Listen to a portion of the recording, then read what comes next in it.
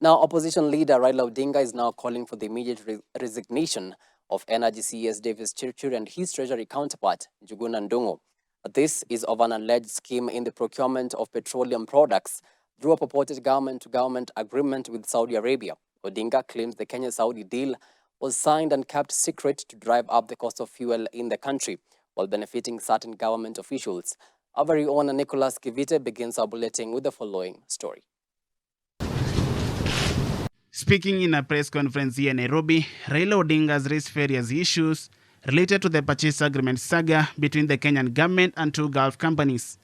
The agreement, named G2G, meaning government to government, Raila claims that is involving three companies in Kenya that have been given permission to sell oil to Kenyans against the law. Raila is now claiming that the government is collaborating with the three companies to rob Kenyans, while asking the Kenya Revenue Authority to investigate whether the three companies are paying taxes. We hope the Kenya Revenue Authority is listening to our demand for evidence of corporate tax compliance by Oryx, Galana, and Gulf oil companies.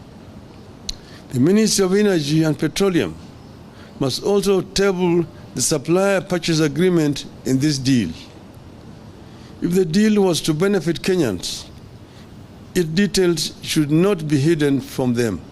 The opposition leader has also claimed that the National Oil Corporation (NOC) was not involved in the oil agreement, despite having the legal right to participate in all plans related to the oil sector. Likewise, Odinga has mentioned Energy Cabinet Secretary Davis Chirchir and his colleague Professor Njuguna of the National Treasury as the main actors in the oil deal, while demanding for their resignation and immediate prosecution. They stole money from the consolidated fund, in addition to spending money way above what Parliament approved.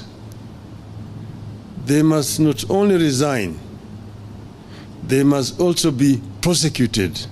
Odinga cited Busia Senator Okia Omtata's analysis, which alleges that the government financed Anne Njeri Njoroge, the businesswoman at the center of the contentious 17 billion shilling fuel deal. I concur with Senator's suspicion that Njeri is the private financial enterprises funded by the Kenya shillings 17 billion illegally from the consolidated fund and received by the Ministry of Petroleum and Mining.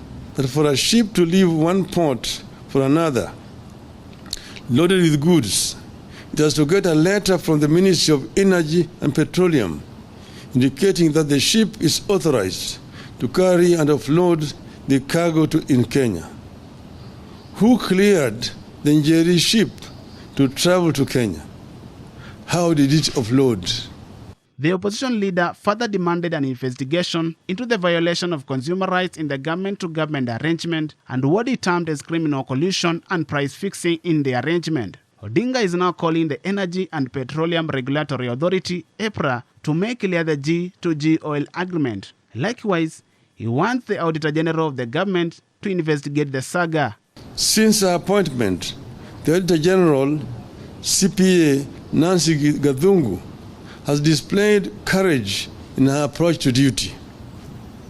We are calling upon her to execute her mandate in this matter and investigate the following. 1. The procurement processes engaged in by the Ministry of Energy and Petroleum in recruitment of suppliers and their local agencies. 2. The criteria applied by the G2G arrangement in arriving at the prices at which Kenya is to buy fuel. Reporting for Newswatch, my name is Nicholas Kivite.